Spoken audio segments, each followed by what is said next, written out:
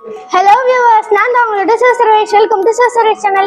இன்னைக்கு வீடியோல நாம என்ன பார்க்க போறோம்னு பாத்தீங்கன்னா how to make macaroni. அதுக்கு முன்னாடி நம்ம சேனலை நீங்க இப்பதான் ஃபர்ஸ்ட் டைம் பார்க்கறீங்கன்னா லைக் பண்ணுங்க, ஷேர் பண்ணுங்க, கூடவே சப்ஸ்கிரைப் பண்ணிட்டு அந்த பெல் ஐகானை கிளிக் பண்ணி வச்சுங்க. வாங்க வீடியோக்குள்ள போலாம். ஒரு பாக்கெட் எடுத்துக்கோங்க macaroni. இப்போ அத வேக வைக்கிறதுக்காக தண்ணில போடுறாங்க. வெந்தன இருக்கு. இப்போ நமக்கு தேவையான பொருட்கள் கொத்தமல்லி, கறிவேப்பிலை, தக்காளி, வெங்காயம், பூண்டு இது எல்லாத்தையும் போடலாம். அதுக்கு வேகிற வரைக்கும் வெயிட் பண்ணலாம். வாங்க. இப்போ நம்மளோட மக்ரூனி வெந்துடுச்சு. நம்ம இப்போ தாளிக்கலாம். வாங்க. இப்போ நம்ம தாராளமா எண்ணெய் ஊற்றிக்கலாம். 10 செகண்ட் கழிச்சு நம்ம கடுகு போட்டுக்கலாம்.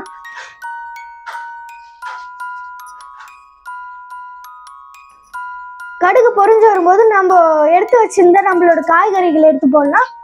முதல்ல கொத்தமல்லி அந்த கருவேப்பிலை, அப்புறம் பூண்டு, அப்புறம் நம்மளோட மற்ற காய்கறியையும் போட்டுக்கலாம். தக்காளியை தவிர எல்லாத்தையும் எடுத்து போட்டுக்கலாம். இப்ப கரண்டி வச்சு நல்லா கலக்கிக்கலாம்.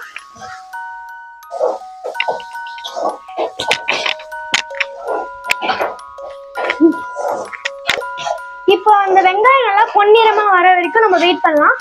இப்போ நம்ம தக்காளியும் கொட்டிக்கலாம். மூணுத்தையும் நல்லா கலக்கலாம். இப்போ தக்காளி நல்லா வெந்த பிறகு உப்பு போடலாம். தேவையான அளவு உப்பு. எங்க ஃபேமிலிக்கு இது போதும். கூடவே மஞ்சளும் மிளகா பொடியும் போட்டுக்கலாம். இப்பொழுது நம்ம மஞ்சள் போட்டுக்கொள்ளலாம். இப்போ நமக்கு தேவையான அளவு மிளகா பொடியும் போட்டுக்கலாம். இப்போ மக்ரூனி போட்டுட்டாங்க. நல்லா கலக்கலாம்.